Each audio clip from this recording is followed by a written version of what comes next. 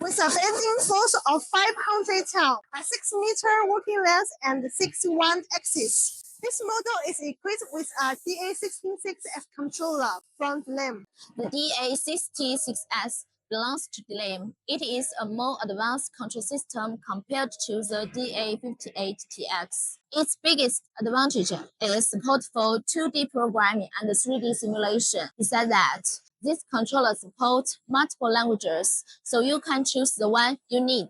The machine has a high-strength structure. The work table, columns, and slider are precisely machined to provide high position, stable operation, and long service life. The sheet follower is placed at the front, so the operator doesn't need to move the sheet manually. The follower can keep the workpiece stable, make bending easier, and speed up production.